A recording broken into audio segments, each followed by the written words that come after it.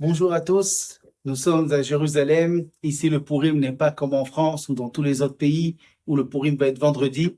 Jérusalem, il est partagé en trois. Nous avons le vendredi, le Shabbat et le dimanche. Et comme nous parlons de Purim, on va parler bien entendu de la simcha, de la joie, comme il est écrit. Quand Adar rentre, eh bien, on rajoute de la simcha, on rajoute de la joie.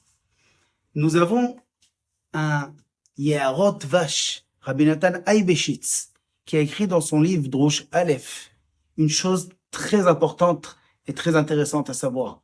Il est écrit dans le Zohar qu'une prière qui est faite, qui est dite avec tristesse, qui est dite avec amertume, elle n'a aucune chance de déchirer les cieux et de monter vers Akadosh Baruch Hu.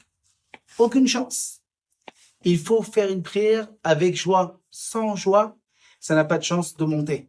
Étant donné que je peux parler que moins que 5 minutes, alors je vais dire sur cela un point dans la Megillah. Ceux qui ont des questions pourront s'abonner et poser les questions. Bezrat Hashem Bli Neder, je répondrai aux questions parce que c'est un sujet super et très important.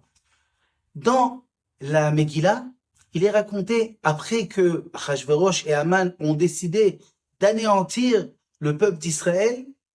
Achashverosh n'a pas dormi de la nuit et vous connaissez l'histoire où il a découvert que Mordechai l'a sauvé et donc il a demandé à Haman de prendre Mordechai et l'habiller des habits du roi et le faire tourner avec le cheval du roi devant tout le monde et de dire comme ça, ainsi on fait à l'homme que le roi veut respecter. Et là, Haman, qui avait son ennemi juré, qui était Mordechai, et qu'il avait prévu de le tuer, maintenant il doit lui faire un tour en cheval. Alors il va le chercher. Et Mordechai était assis en train d'étudier. Et Haman lui dit, viens, je dois te prendre. Mordechai ne savait pas pourquoi. Il pensait qu'il allait le prendre pour le pendre.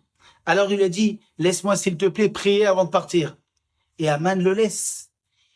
Et le Rabbi Yosef Chaim, celui qui a écrit le Sefer Ben Ishraï, a écrit un autre livre qui s'appelle Ben Yehoyada.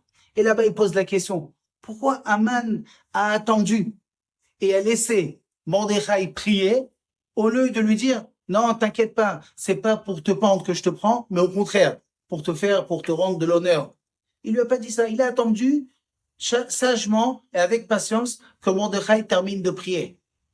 Eh bien, il dit le Ben Yehoyada, que Haman savait qu'une tfila, une prière que Mordechai va faire maintenant, be'atzvut, dans l'inquiétude, dans la tristesse, elle n'a aucune chance de monter. Alors il a laissé prier comme ça. Alors que si jamais il allait lui dire non, t'inquiète pas, je vais maintenant te prendre sur un cheval et te faire de l'honneur, la prière de Mordechai, c'est sûr qu'elle allait monter.